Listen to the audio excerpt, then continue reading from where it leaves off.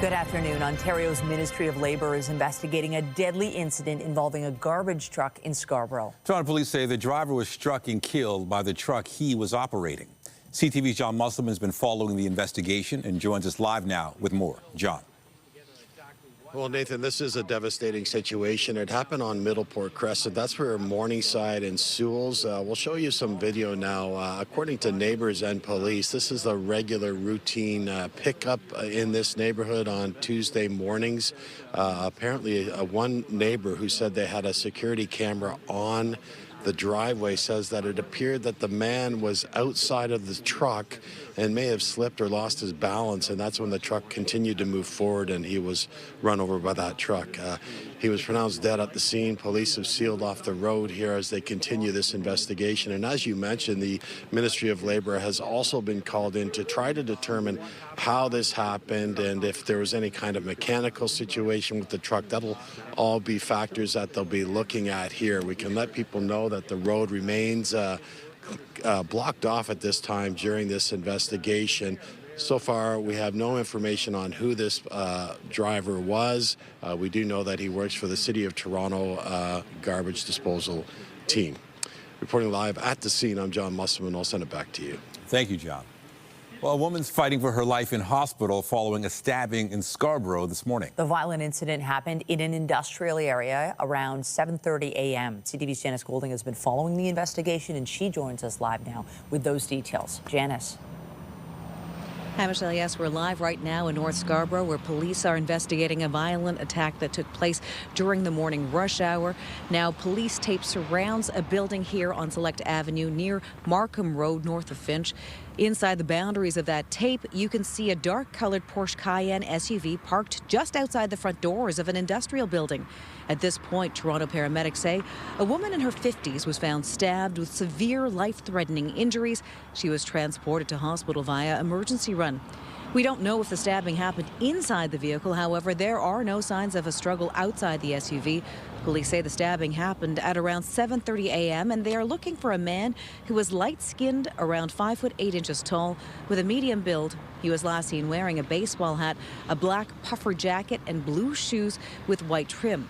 Now, investigators say the suspect fled the scene in a light-colored sedan. Anyone with any information is asked to contact Toronto Police. Reporting live, Janice Golding. Now back to Michelle and Nathan. Thank you, Janice. One person has been arrested following a hit and run this morning. Police were called to the area of Beaconsfield Avenue and Afton Avenue just after 8:30 a.m. Police say the driver was involved in a crash and ran away from the scene. The driver was arrested a short time later after a foot chase with police. Police have not indicated whether anyone was injured in the initial collision. Police have located a white Lamborghini SUV they believe was involved in a hit and run downtown last night. A woman was struck by a vehicle around 7:15 near Queens Quay and Yonge Street. She was taken to hospital with serious but non-life-threatening injuries. The driver involved left the scene. Now, police say they found the vehicle, but they're still searching for the driver. Investigators are asking anyone with information to come forward. Meanwhile, a cyclist was seriously injured after being hit by a vehicle downtown last night. It happened around 10:15 near King and Niagara Street. The cyclist, a man in his 30s, was taken to hospital with serious but non-life-threatening injuries. The driver involved remained at the scene. York Regional Police are investigating a suspicious fire at a strip mall in Vaughan. Flames broke out just after 5 a.m. at a location in the area of Dufferin and Centre Street. No injuries reported here. York Regional Police say the fire is being treated as suspicious. The officer of the fire marshal has been notified as officials investigate the possible cause. Waterloo police are investigating a fatal shooting in Kitchener. Officers responded to multiple reports of gunshots near Century Hill and Country Hill Drive around 10 p.m. They found a man suffering from gunshot wounds who died at the scene. Police have not provided any information about possible suspects. A 15-year-old girl has been arrested in connection with attempted robbery at an Oshawa jewelry store. Durham Regional Police say the teen, along with 2 male suspects, were wearing masks when they approached the Bellagio Jewelers in the Oshawa Centre on Saturday evening. The girl was caught by security while the other 2 suspects escaped in a small SUV. No injuries reported in this incident. Police have not provided suspect descriptions at this stage. Still to come, continued fallout from Sault Ste. Marie after Algoma Steel announced is laying off 1,000 workers. We'll have those details a little later in the newscast. But first, City Councillor Josh Matlow is calling for more transparency from Metrolinx, particularly around the Eglinton Crosstown LRT. The public needs to have confidence in Metrolinx, the transit agency that's building transit, expanding transit as we speak. But if they're not open and transparent and accountable for the many years of problems, errors, mistakes, a P3 contract that clearly went wrong, if they're not open about what went wrong on Eglinton, how do we have confidence that they're not going to have the same errors, mistakes, and screw-ups as they construct the Ontario line, Scarborough, and other expansion projects that we want to be successful? But we need to know that they've learned from their mistakes so that what happened on Eglinton never happens again. Matlow's calling for an inquiry into the construction process for the Crosstown LRT. The light rail line was initially supposed to open in 2020, but has been plagued by delays. Meanwhile, the Transit Workers Union, ATU Local 113, is calling for transparency around a collision on October 16th. The accident October 16th, we only have word of mouth amongst our peers as to what happened or what's going on, and we talk about confidence, we talked about clarity, we talk about transparency. We're not getting it. We have workers, health and safety reps, we have executive board members that have in writing asked for information and clarity regarding what happened with that accident, and we're being stonewalled. There is a real problem with confidence.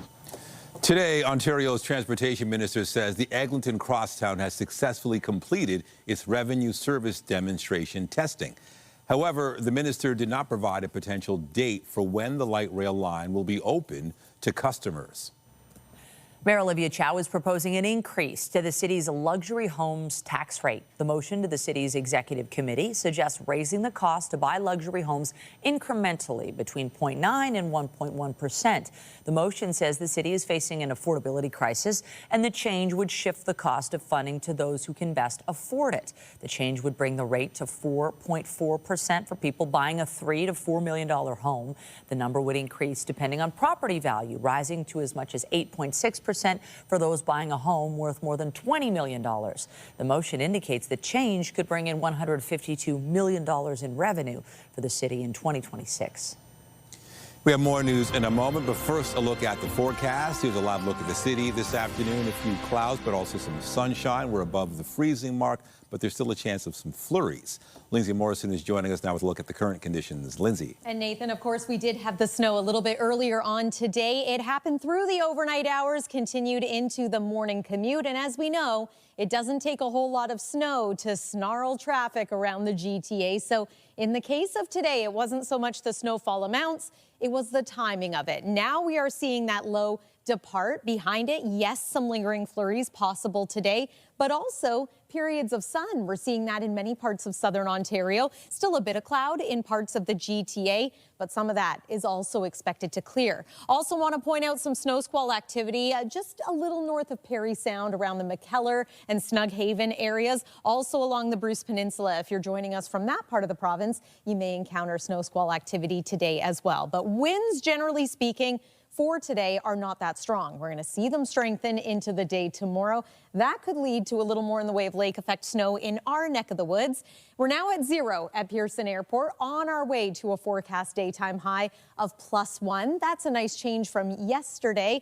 And it is nice to be above freezing because we have several days this week where the temperature is not only well below freezing, but well below seasonal. So we'll take you through what you need to know. Couple of Arctic blasts with lows in the minus double digits and wind chills that could make it feel even colder than that. So let's enjoy today. A detailed look at your weather forecast is coming up. For now, though, Nathan, I'll send it back to you. Thank you, Lindsay.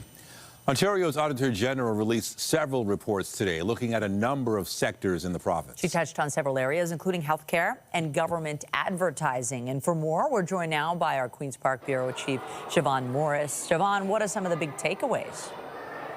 Well, I just want viewers to know this is part of what happens at the end of the year. You get this annual report from the Auditor General in the middle of all Christmas concerts and celebrations with school kids here at Queen's Park. We did see the Auditor General take a look at several tentacles related to the health care system across Ontario. She found the government isn't doing all it could to connect Ontarians with primary care providers. There is a system in place, but the communication strategy for that hasn't been updated since 2015. It is time for a rethink. We know that doctors also say that that system isn't serving them well, and so a lot of them aren't actually signing up to take patients from that wait list run through the province. The auditor also says that it doesn't help all patients. The service is only available in French and English and doesn't allow people to specify what kind of care they would like, in what language, whether they prefer a male or female doctor. There also is a big question here about billing by doctors, questions about whether there might be fraud, inappropriate billing. There's a case of a doctor that billed more than 24 hours of work in a single day, and that raises a lot of concerns about whether money might be better spent. Here's more of what Shelly Spence had to say. If there is waste in the billing system, and we're not saying there is, we're just saying it needs to be reviewed. And if it could be recovered, you could use that money to hire more family physicians. And also, you know, the efforts through the medical education expansion is, again, to get more people attached to that, more of those 2 million people attached to a family physician.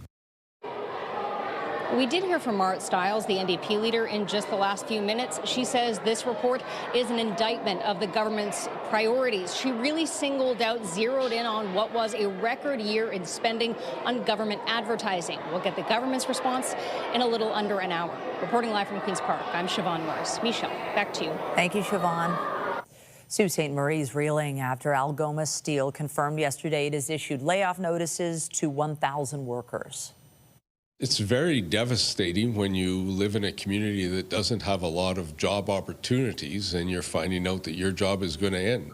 Imagine it was you and Christmas was 25 days away, right?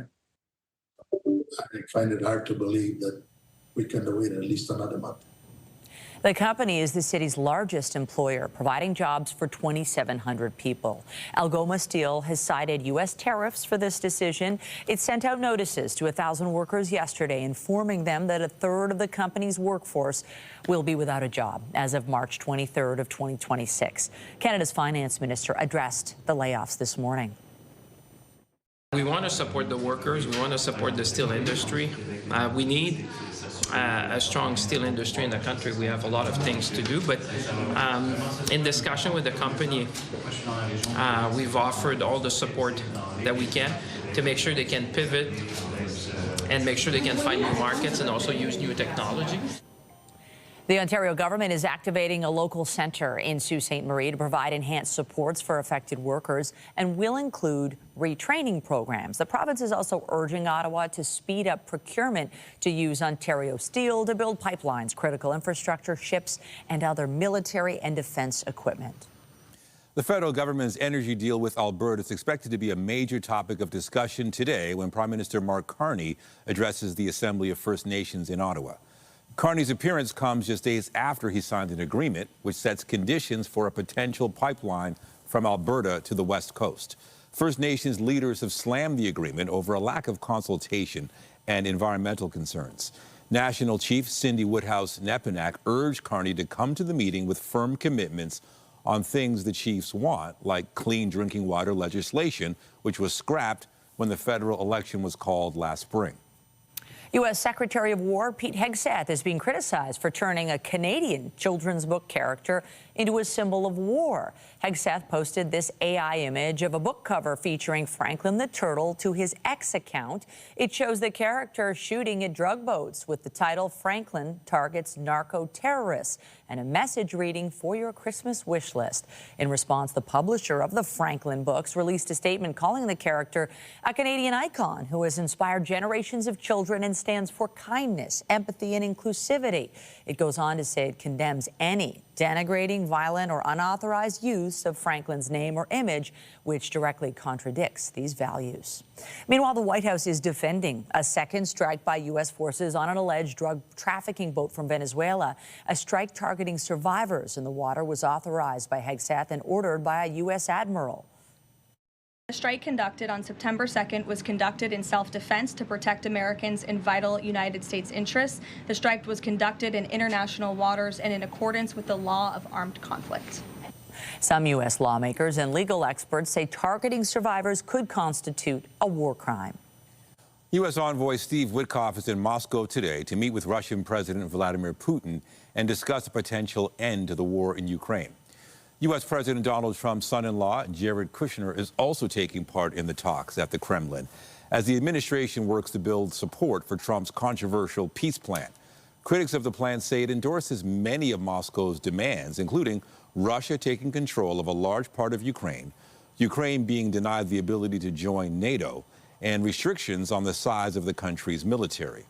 Meanwhile, Ukrainian President Volodymyr Zelensky is in Ireland today as he works to maintain European support against the ongoing invasion by Russia.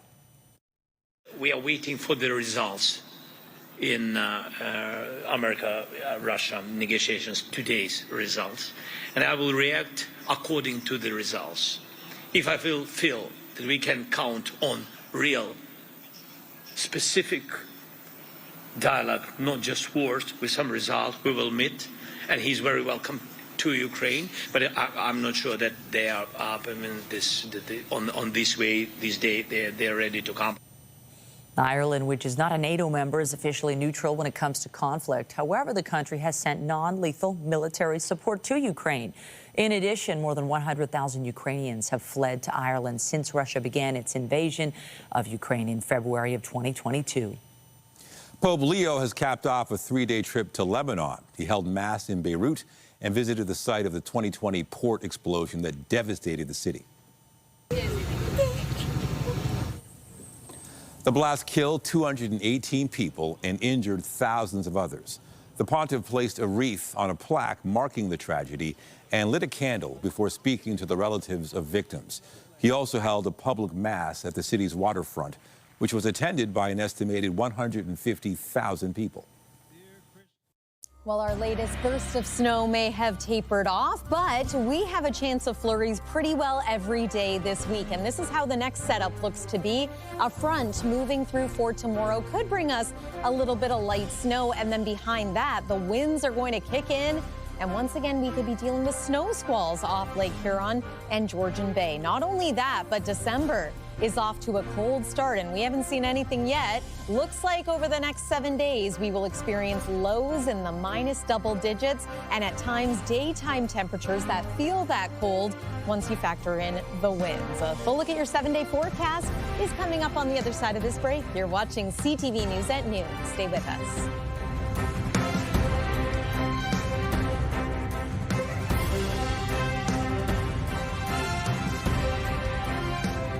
When you see it happen, send it to CTV News. Text 10400 from your screen to ours. Text 10400. A new visual art experience featuring Canadian artists has opened in Toronto that explores emotion, expression, and what it means to belong. It's all happening at Twist Gallery, which is where we find our Jessica Smith today. Jess. Michelle, we're down here at Twist Gallery, and each piece is so different. Some of them kind of coming out of the wall, some of them with familiar faces of artists you probably recognize. Again, we're here at Twist Gallery, joined by Nadia. So talk to me about what this exhibit is all about, because each piece is about memory and emotion and belonging, but they're all very different. Yes, so we are at Material Memory. This exhibit, it allows you to explore your emotions through memory and material. It mirrors what your memory is all about. Sometimes you need to just kind of take a step, look at the artwork, and kind of what memory you will come up from your past life, from what's happening around you. And I love how different they all are. We're looking at one right now that's all of some famous faces. I was saying, I've been to see Post Malone in concert, so looking at that, it brings back a really sweet memory for me with my family, but they're all so different. Why bring in such a wide range of pieces here? Because they all have a similar kind of theme to them, but they're aesthetically very, very different. What I love about the show is that it's a combination of landscape and abstract. We wanted to bring the two together. We wanted to showcase all the different textures, layers, shape, color that these artists have kind of combined through memory with their material. And we wanted to showcase the city, what amazing artists we have that live here. And there are so many incredible Canadian artists, and I feel like I get to learn about somebody new every single time. I love how the particular pieces that kind of come out of the wall give you such a different kind of energy. Why bring something like that? Because I feel like, you know, they all have a bit of a different flow to them, but the one that comes out of the wall I really do enjoy. The one that comes out of the wall, that's not easy. This artist has spent weeks doing different textures, different layering, and we wanted to kind of showcase that you could have something really unique, different on your wall that's a statement for people to have in their homes, in their offices, at their work. And why, again, feature Canadian artists? Obviously, we talked about it before we came on camera, but there is so much talent in our city and so much talent in the country. Why focus this particular show on Canadian art? Why not? We live in such a great city. We want to represent our city. A lot of people don't realize that Toronto has great talent, and we want to be accessible for people to come in and see what we have to offer in the city. The show is free. Free is my absolute favorite price. Why make this so accessible? I mean, obviously there's lots of options for things to do in the city, but why make this particular show free and accessible? Well, as we know, things are getting really expensive. We want to kind of bring light to people's life. We want people to be able to, there's a lot of things happening in the city, like Christmas markets, restaurants, bars, but like, why not come and enjoy something for free with your family, with your partner, with your, you know, something to do other than, you know, your regular routine. Well, Nadia, thank you so much. It goes on until December 16th. Come down, check it out, and it is free, which is my favorite price. We'll send things back inside. Thank you, Jess. Thank you both. Lovely art pieces there, and we got kind of a lovely dusting of snow, some areas more than others, and you might be saying to yourself, oh, it feels cold out there, but it is going to get colder. It is going to get colder, but at least for today in the afternoon, the temperature isn't so bad. So enjoy it now. If you've got things to do, get it done. Next couple of days, we're going to experience daytime highs just barely above freezing, which is about as warm as it gets for the rest of the week. We have some pretty cold overnight lows to contend with, and then we have a couple of Arctic blasts that are going to move through, including one for the end of the weekend, which could bring us our coldest temperatures that we have experienced so far this season. Weather is brought to you by the Presler Law Firm Injury Lawyers. You don't pay unless they win. So it's looking and feeling a little more like winter out there, but do you know who's not bothered by this? Skiers, snowboarders, snowmobilers. I want to focus on skiing and snowboarding for just a moment because it looks like a few of the ski resorts are set to open this week in Ontario, including Mount St. Louis Moonstone, expected to open this Friday, Horseshoe Valley this Friday as well. A couple of the other resorts, Snow Valley, for example, December 12th is the target opening date, and Blue Mountain is looking at the same week as well. It's been an excellent combination of lake effect snow. Some of these hills have about 45 centimeters of natural snow, and of course now temperatures are cold enough for those snow-making machines to be fired up. Oh, it's going to be a great start to the season for so many. Here's our current satellite and radar. I want to zoom in a little bit closer on some of these squalls that continue to impact areas mainly to the east of Georgian Bay, but also to the east of Lake Huron along the Bruce Peninsula. We have some weather alerts in place for those parts of the province. See the snow that we had this morning? This is all part of a bigger system. It's actually a nor'easter that's going to sweep across Atlantic Canada later today and into tomorrow. It's quieter for us the rest of the day, and then tomorrow we do have a frontal system that swings through, might bring us another little burst of snow, and then behind that, the winds are really going to start to kick in. In fact, we notice the winds as early as tomorrow, but they'll be coming out of the southwest. It's these northwest winds that could lead to a little more in the way of lake effect snow, bands perhaps extending all the way to the GTA. Those are going to taper off and move out, and then again, some pretty cold air is going to move in after that. So it's not looking like a lot of snow for us here in the GTA. In fact, we might not see much in the way of accumulation, but again, flurries flying. There's a chance of that pretty much every day for the rest of the week. The heavier snowfall amounts, once again, are going to be in some of those locations that we mentioned, the more typical snowbelt regions. It's 0 degrees right now in Toronto, quite cold once again in northern parts of Ontario, so we're faring pretty well here in the south. 1 degree is our forecast daytime high. A look at your evening at a glance. It's not so much the evening that gets cold, but through the overnight. Look at this forecast low. Not a lot of cloud cover tonight, not a lot of insulation. -8 degrees is what we're forecasting. Likely to feel more like -11. Look at some of these numbers, though. Bancroft expected to feel like -20 overnight tonight. And then here's tomorrow at a glance. Again, we could get a few windy flurries out there with southwest winds, but once again, a high of 1 degree. This changes, though, for Thursday. Look at that. Daytime high of only -5. Overnight low, -11. We quiet down for Friday and for Saturday. Chance of flurries those days, too. And then the next shot of cold air arrives, especially as we move into Sunday night. That's the weather for now. Nathan, over to you. Thank you, Lindsay. The Maple Leafs will be looking for a second straight win when they face off against the Florida Panthers tonight. In for Easton Cowan, centering it, back to Cowan, scores! What a pass from Nylander! The team's coming off a 7-2 win over the Pittsburgh Penguins on Saturday. Tonight's game will mark the first time the Leafs and Panthers have played since Florida eliminated Toronto from the playoffs last season. Puck drop for the game is set for just after 7:30 in Sunrise, Florida. The Raptors will be looking to snap a 2-game losing skid when they host the Portland Trail Blazers tonight. Abaji to quick trigger!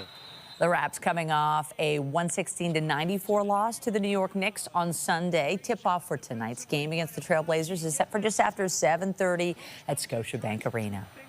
And football and the Toronto Argonauts, they have a new head coach. Mike Miller has served as the team's quarterback coach for the past 4 seasons, winning the Grey Cup in 2022 and 24. He has now been promoted to the top job. The 55-year-old from Pittsburgh has extensive coaching experience in the CFL, NFL, XFL, and Europe. Miller was offensive coordinator for the Arizona Cardinals and later had the same role with the Montreal Alouettes. He succeeds Ryan Dinwiddie, who left the Argonauts to become head coach and general manager of the Ottawa Redblacks last month. FIFA is set to reveal the match schedule for next year's World Cup in a live global broadcast on Saturday. The broadcast from Washington will confirm the venues and kickoff times for all 104 tournament matches. Toronto's hosting 6 games. FIFA says the game allocation process is meant to create ideal conditions for players and fans. On Friday, a draw will determine the World Cup's 12 groups of 4. And you can catch all that on TSN starting at 10 a.m.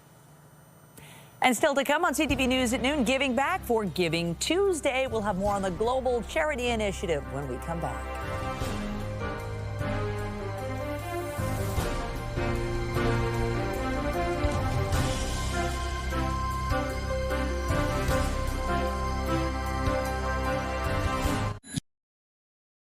Federal public servants are expressing their concern as leaked documents suggest the Carney government is considering eliminating the hybrid work model. The proposed plan would see a gradual return to all employees being back in the office full-time. CTV's Stefan Keys has the details. While the winter chill can be felt around Tunney's pasture, where several different buildings house federal offices for the public service, at least one union is going public about feeling left out in the cold on what could be a major policy change. And so Mark Carney's going to have to explain this. Federal workers are starting a new work week frantically scrolling this French publication headline. La Presse reporting that Ottawa is envisioning or considering the end of telework, quoting an internal document that says all senior managers could return to the office 5 days a week in January, with some public servants going back 4 days a week in July and everyone back in the office 5 days a week by January 2027. But so far, the Canadian Association of Professional Employees says it can't get a straight answer on behalf of its members. I think the fact that you haven't heard any clear answers from government shows that they don't plan on owning this with any great detail. They're not planning on defending this decision, certainly. A response to CTV's queries from a spokesperson for the Treasury Board president reads like this. The direction on prescribed presence in the workplace has not changed. We have no further information to share. And while many current public sector workers rejected giving comment on camera, an online Reddit thread is very active with many believing this could be a done deal. This retired public servant never had the privilege of working from home. He sees it as a good thing that shouldn't change. Puts a lot of traffic in the city. pollution as a result. It makes it a 2-hour commute for some people. You can't be a happy employee if you're driving 2 hours a day.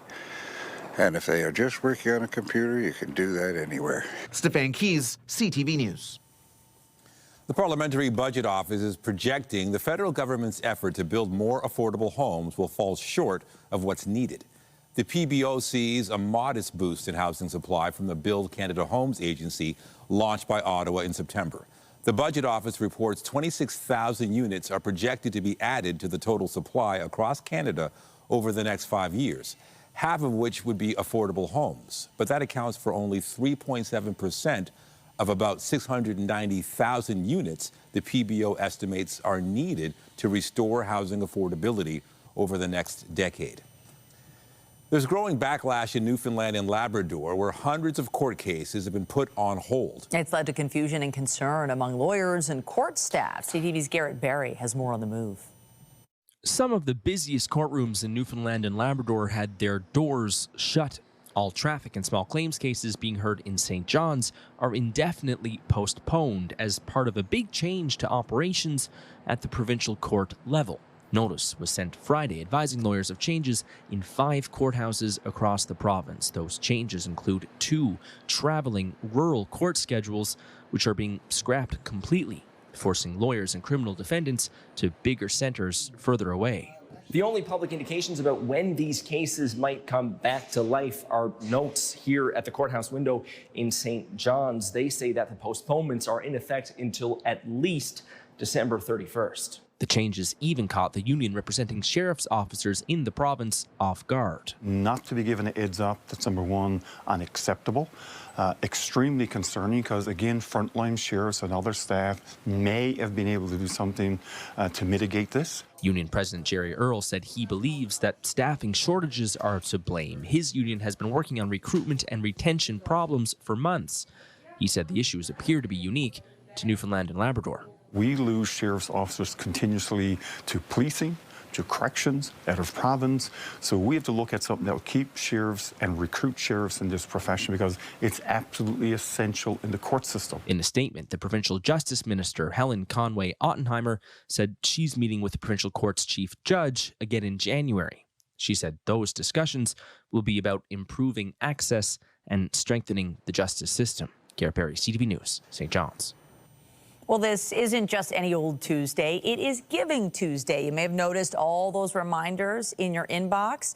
Once Black Friday and Cyber Monday are over, Giving Tuesday is touted as a global day to give back. Charities of all kinds are tapping into what really is a growing tradition, encouraging people to support causes to make a real impact before the holidays. And among the many organizations and charities and fundraisers marking Giving Tuesday today is Arthritis Society Canada, with an offer to double your impact. And we are joined by President and CEO Trish Barbado. Trish, great to have you with us today. No doubt people are inundated with requests to give. There's so many worthwhile causes where all our hard-earned money can do a lot of good. Talk to us about your plans at Arthritis Society Canada this Giving Tuesday. Yeah, thank you so much for talking about this. We love Giving Tuesday. It's a global opportunity for generosity. And at Arthritis Society Canada, we have a great matching program right now with an anonymous donor who up to $50,000 donations will be matched. So you can double your impact. And I love that you'll get a tax receipt before the end of the year. Always helpful for tax receipts. And Arthritis Society Canada, we really try and support the 6 million Canadians with arthritis. We feel arthritis really can steal precious moments out of life, and we're trying to combat that. And it affects, like you said, that's 6 million Canadians, but also all ages, more than I think most people would assume, and the really young, not just the old. Help us understand the scope in this country and how pervasive it is. Yeah, well, arthritis affects people of all ages, including children as young as 18 months that are diagnosed. There's over 100 types of arthritis. It's an extremely complex disease. Most people with osteoarthritis, which is the most common type, a third of them are diagnosed under the age of 45. So this is in the prime of their career and family and work lives. So it is by the time people in their older age have it, they're getting replacements, hip replacements, knee replacements, but really the arthritis started much earlier and has progressed. We've got lots of forms that are autoimmune, autoinflammatory, extremely serious, need a lot of support and specialized care. So we are really asking everyone to be generous today on Giving Tuesday.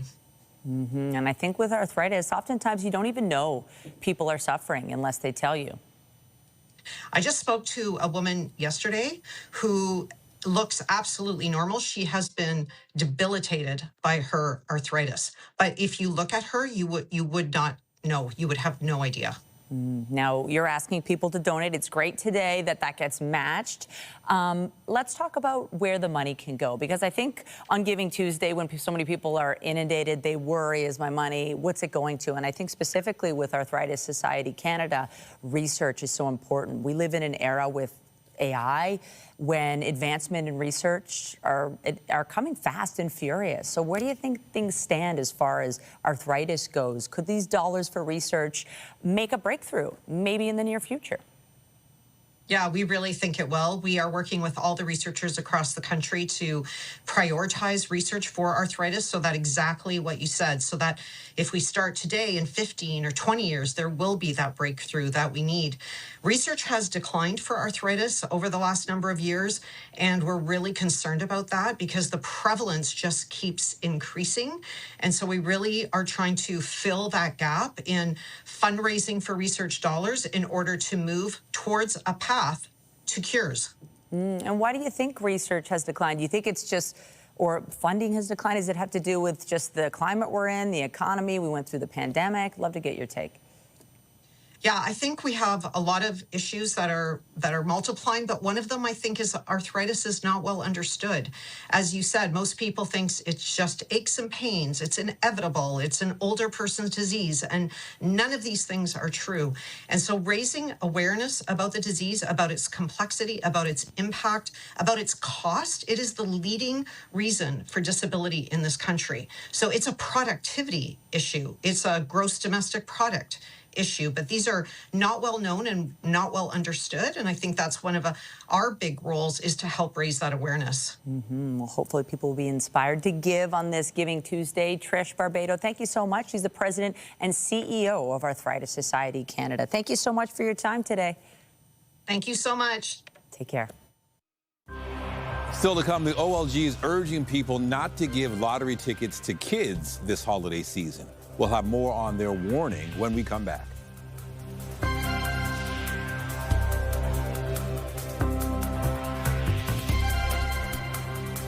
Get Toronto's top stories, breaking news alerts, and watch live. Download the CTV News app. A major change in the Canadian banking landscape as Laurentian Bank is being split up and sold. The 175-year-old bank's commercial operations are being sold to Fairstone Bank of Canada for $1.9 billion. Meanwhile, National Bank is buying the retail and commercial business segment for roughly book value.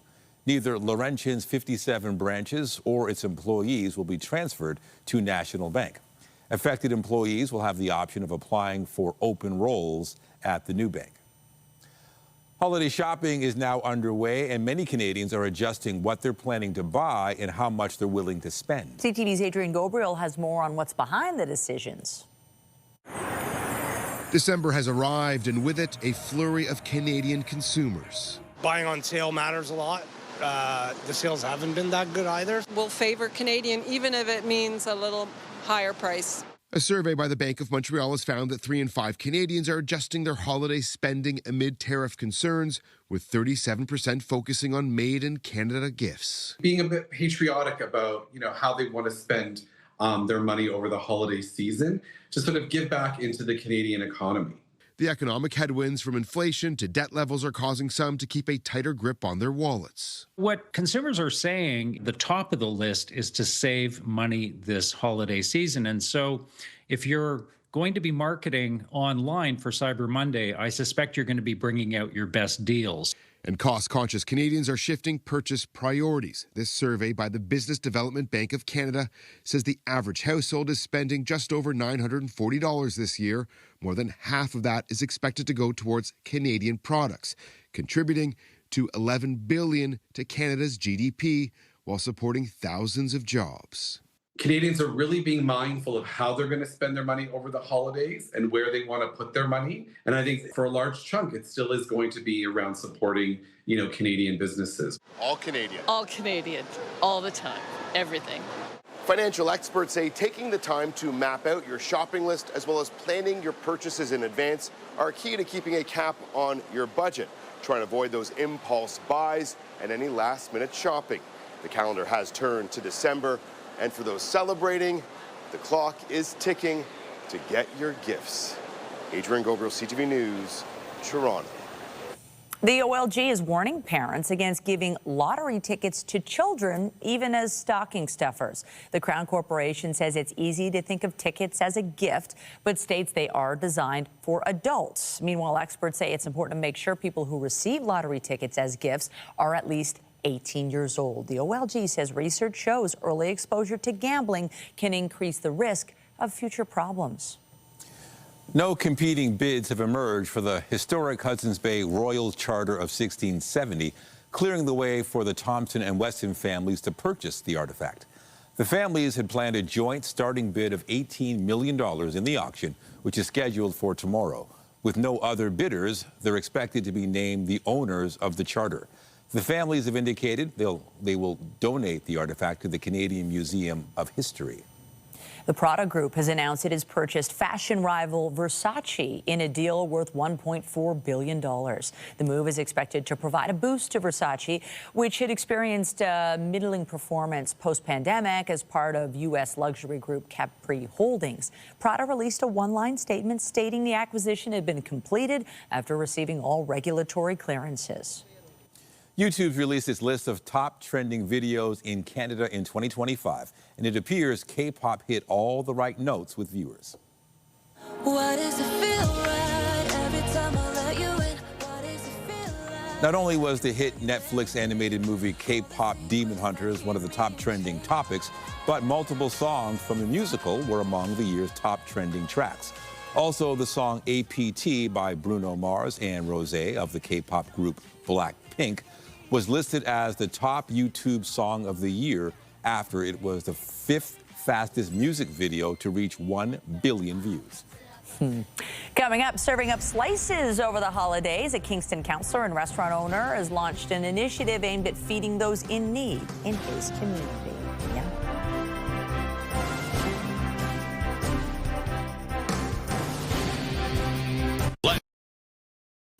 A Kingston City Councillor and restaurant owner is serving up slices of pizza for those in need this month. CTV's Kimberly Johnson has more on Project Santa Slices.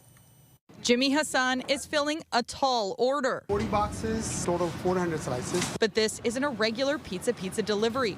It's all going to be donated. I'm very excited, and I'm very happy that I'm able to do it. Called Project Santa Slices, the Pizza franchise owner and Kingston City Councillor is aiming to hand out 6,000 slices through December to more than 20 organizations in the city, including shelters and community kitchens. It means a lot to people to get this meal. It's more than just a slice of pizza.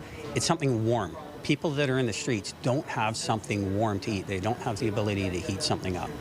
And so it's delivered right to them where they live.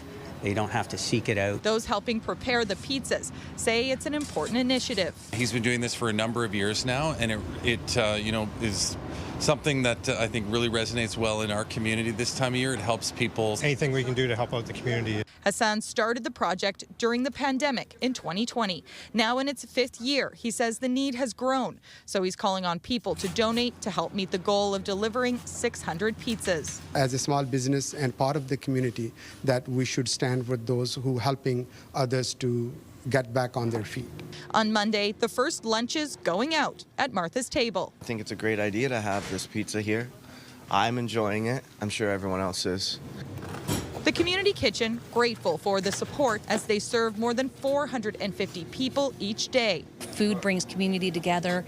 It's very social, but it's also nutritious. It's filling and it's fun. It's important. It's underlies everything that we do. It's the spirit of a holiday that we are sharing with the people in need and people going through a difficult time. Kimberly Johnson, CTV News, Kingston. Look good. Don't It you love is pizza? lunchtime. Who doesn't Everybody love pizza? does. Okay, well, my one daughter doesn't, and it kills me because it's the best food ever. And that is the most beautiful gesture. Get us caught up weather-wise because it's going to get really cold at night. Yeah, nice warm slice of pizza sounds good over the next couple of days here, with temperatures starting to cool down right on cue as December began. But let's first take a look at the satellite and radar. We're saying goodbye to the snow that impacted us this morning. It was fairly light in nature, not great timing. It's looking pretty clear for the rest of the day. Just a few scattered flurries. And then tonight, -8 for the low, wind chill -11. If you do have to venture out, especially early tomorrow morning before the sun rises, you're really going to feel that chill. Daytime high tomorrow, though, this is a nice rebound, 1 degree once again, so just barely on the plus side of freezing. We'll take that because, again, Thursday looks significantly cooler, -5 for the high. We're looking at bursts of flurries through the next couple of days here, including into the weekend. And then the next round of Arctic air comes for the end of the weekend. Nathan and Michelle. Thank you, Lindsay. And that is CTV News at noon. Remember, you can get Toronto's breaking news all day long on CP24 and at ctvnewstoronto.ca. For Lindsay Morrison and all of us here, have a pleasant afternoon. I'm Michelle Dubé. And I'm Nathan Downer. Be sure to join us later for CTV News at 5 and 6. Have a great day.